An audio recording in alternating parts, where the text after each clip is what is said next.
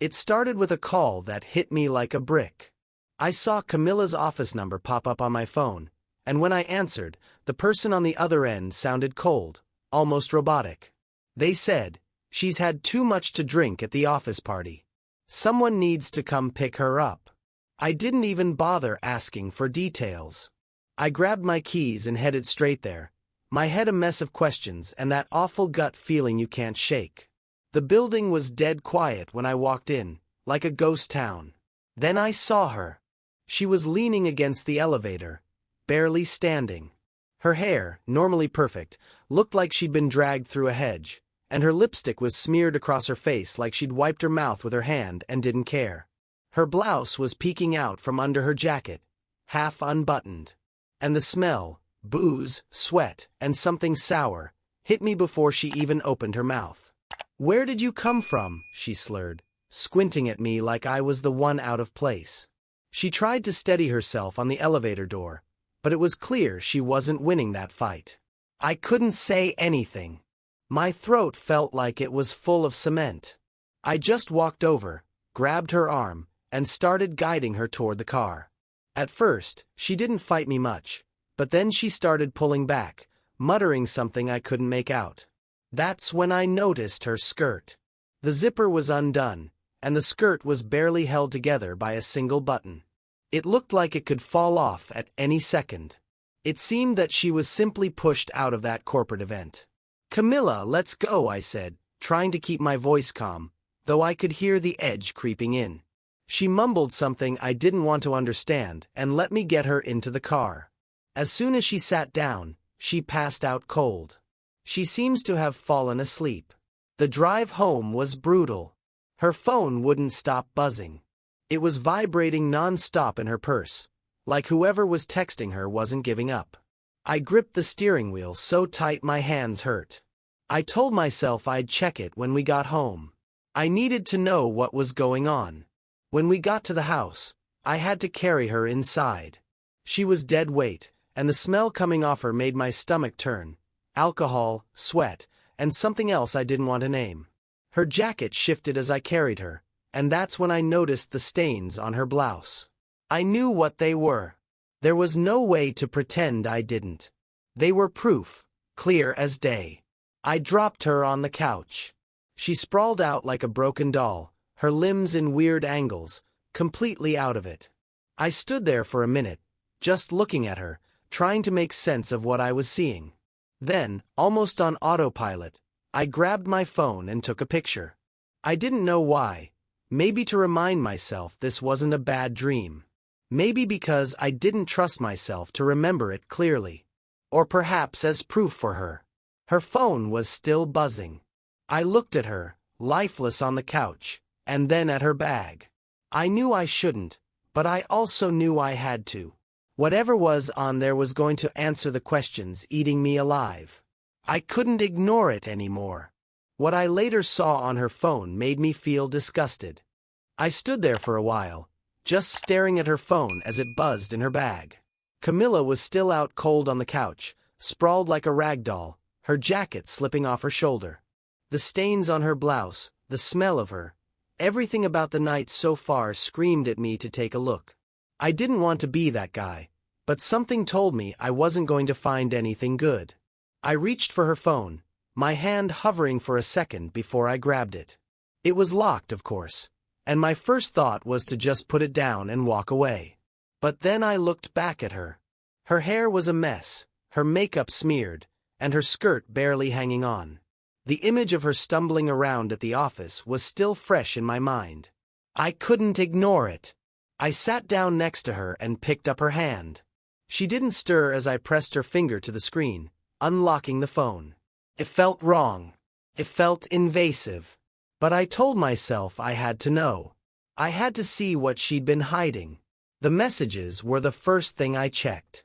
My chest tightened as I scrolled through them. Most were from a group chat with her coworkers, but it wasn't the texts that stopped me in my tracks. It was the photos.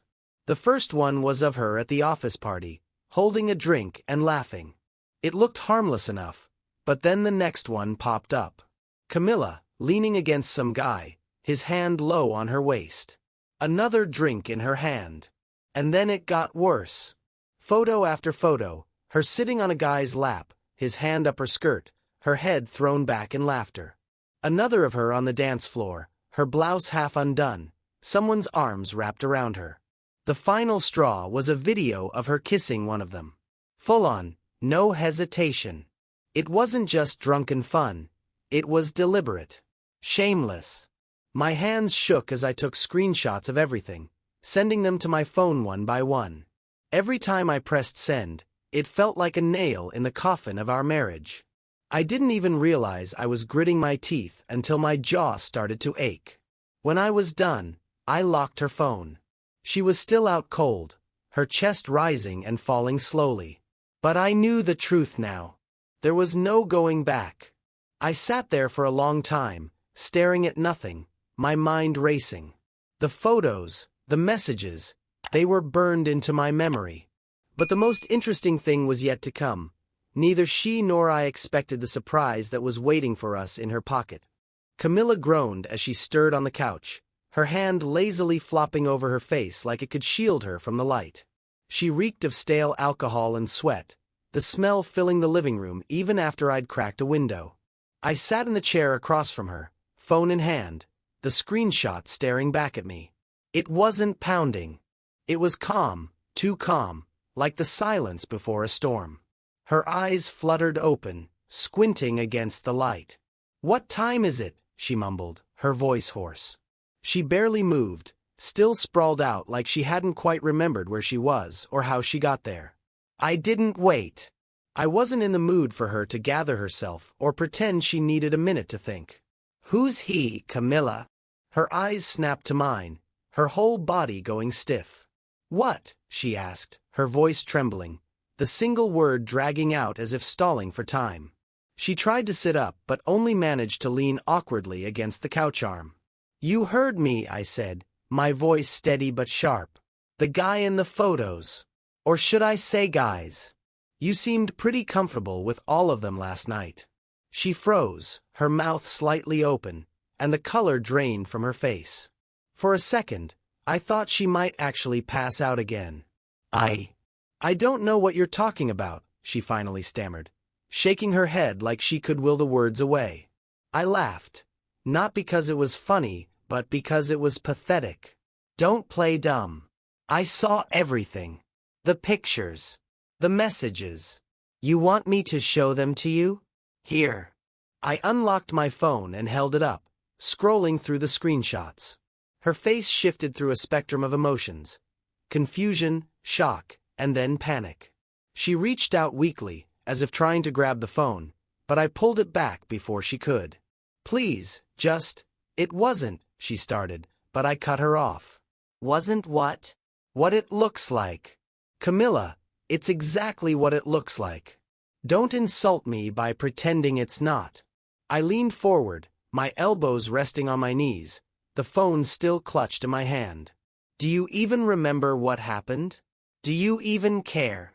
She was shaking now, her hands trembling as she tried to push herself upright. "It wasn't like that," she mumbled, her voice breaking. "I didn't mean for..." "You didn't mean for what?" I snapped. "You didn't mean to end up on some guy's lap with his hand up your skirt? You didn't mean to have your blouse half undone while you made out with him in front of everyone? What exactly didn't you mean, Camilla? Because from where I'm standing, it looks like you meant every damn thing." As she shifted to sit up further, something fell from her jacket pocket and landed on the floor with a soft plop. My eyes darted to it, and my stomach sank. It was her underwear, crumpled, twisted, and completely out of place. Her eyes followed mine, and the moment she saw what it was, she gasped. She lunged forward to grab it, but I was faster. I picked it up, holding it between two fingers like it was some disgusting foreign object. "Are you kidding me right now?" I hissed, my voice low and deadly. "What the hell is this, Camilla? You want to blame the alcohol for this, too?" Her face turned bright red, and tears started streaming down her cheeks. She didn't answer, just sat there shaking her head, muttering, "I didn't mean for it to happen. I didn't mean for any of it." Tears welled up in her eyes, and for a second, I thought she might actually come clean. Instead, she buried her face in her hands, mumbling something I couldn't make out. I didn't push her. I let the silence hang between us, heavy and suffocating. Let her sit in it. Let her think about what she'd done. After what felt like an eternity, she finally spoke, her voice barely audible. It was just the alcohol. I wasn't thinking. I don't even remember most of it. I leaned back in my chair, shaking my head. Don't you dare blame the alcohol. This isn't about a few drinks. This is about you making choices. Choices to let it get to that point. Choices to throw everything we've built away for. What? Some office party hookup? Some cheap thrill? She didn't answer. She just sat there, her shoulders shaking as she cried into her hands. But I wasn't moved. Not this time. The tears didn't fix what she'd done. They didn't erase those pictures, those messages. They didn't erase the betrayal. I stood up, my phone still in my hand. You've got a lot to think about, Camilla. And so do I. I walked out of the room without another word, leaving her sobbing on the couch. The door to the bedroom closed behind me, but it didn't muffle the sound of her crying. I didn't care. Camilla finally got up from the couch, her face streaked with tears, her whole body slouched like she was carrying the weight of what she'd done. She didn't say anything. She didn't try to explain or beg. She just shuffled out of the living room and down the hall, probably to the bathroom or bedroom. I didn't care where she went. I just needed her out of my sight. I sat there for a minute, the phone still in my hand, before I pushed myself up and headed for the kitchen. The house was quiet, the kind of quiet that presses on your ears. The faint hum of the refrigerator was the only sound as I leaned against the counter, staring blankly at the sink. At first, all I felt was anger. Not the kind that explodes all at once, but the cold, simmering kind that sits in your chest and burns. I clenched the edge of the counter, my knuckles white, and let it wash over me. How could she do this? How could she throw everything away so easily? We'd built a life together. I thought we were happy, or at least I thought we were trying. And this was her choice? My eyes fell on the coffee maker sitting on the counter. I remembered how we used to make coffee together every morning, her teasing me about how I always made it too strong. She'd sit at the table, hair still messy from sleep, and we'd talk about our plans for the day. Little moments, ordinary things. And now, all of it felt like a lie. I shook my head, trying to push the memories away, but they just kept coming. Our wedding day. The way she smiled at me when she walked down the aisle. The trips we'd taken, the inside jokes, the nights we'd stayed up late talking about the future. How had it all led to this? But then I thought about the last few months, her sudden late nights, the vague excuses, the way she'd pull away from me even when she was sitting right next to me. The little things I'd ignored because I didn't want to believe there was a problem. The pieces all fell into place now, and it made me feel like a fool. The shock had worn off. What was left was clarity. Cold, sharp clarity. There was nothing left to fix.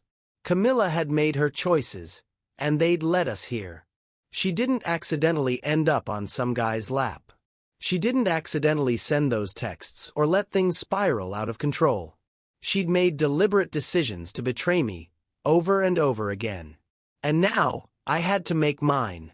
I wasn't going to give her a second chance. There was no rebuilding after this.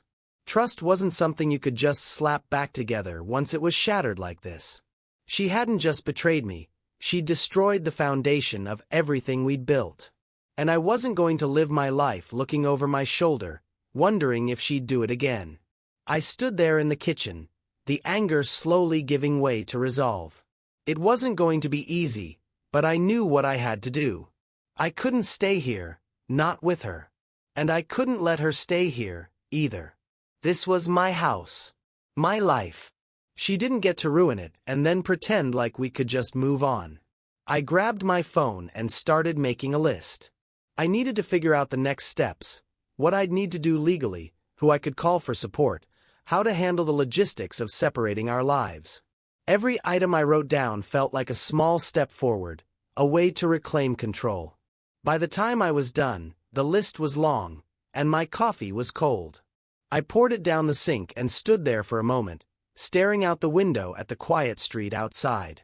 The sun was starting to rise, casting a pale light over the neighborhood. It felt like the start of something new. Not something easy, not something I wanted, but something I needed. I wasn't sure what would happen next. I didn't know how Camilla would react when I told her it was over. But I knew one thing for sure. I wasn't going to let her choices define my future. I was going to take back my life, one step at a time. I sat at the table, my phone in front of me, staring at the list I'd written the night before. There was no hesitation left. No what-ifs, no second-guessing. This was over. Camilla's betrayal had made sure of that, and I wasn't about to waste my energy pretending it could be fixed. The first thing I did was call a divorce attorney. They couldn't see me right away, but I made sure to schedule the soonest possible appointment. Just saying the words, "I need to file for divorce," felt like a weight lifting off my chest. It wasn't relief, not yet, but it was a step. A step away from the mess she'd dragged me into.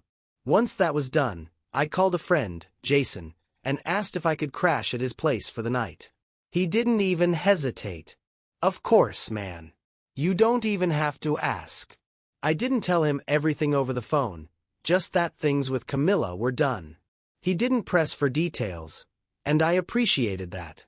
I'd have time to vent later. With the logistics handled, it was time to deal with Camilla. She was in the bedroom, probably sulking or crying, but I didn't care. I wasn't going to let her emotions sway me. She made her choices, and now she'd have to live with them. I knocked on the door and pushed it open.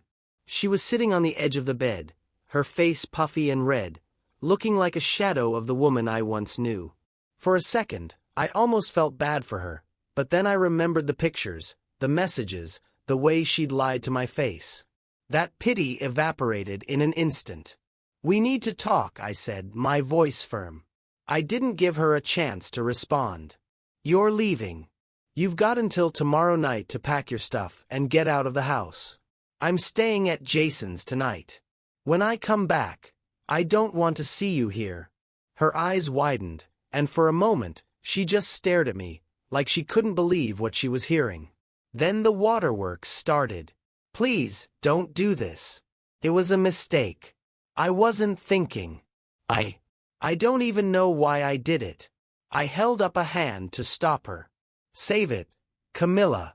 I don't care why you did it. You made your choices. This isn't something you can cry your way out of. I'm done." She got up from the bed, closing the distance between us, her hands clasped together like she was begging. "Please, just give me one more chance. I'll do anything. I'll go to therapy. I'll quit my job if you want. Just don't end it like this." I shook my head, stepping back so she couldn't touch me. "You should be thankful I'm not ending it worse. I'm not interested in revenge, Camilla. But don't think for a second I'm going to let you weasel your way out of this. Everything will be handled in court. You'll get your say then. But as far as I'm concerned, we're done. Completely." Her sobs grew louder, and she dropped to her knees, clutching at her face. I didn't flinch. I didn't comfort her. I wasn't about to play the part of the supportive husband to a wife who had no problem throwing me under the bus for a few cheap thrills at a corporate party. "This is all on you," I said, my tone cold. "You can cry all you want, but it doesn't change anything. You don't belong here anymore. Not in this house. Not in my life.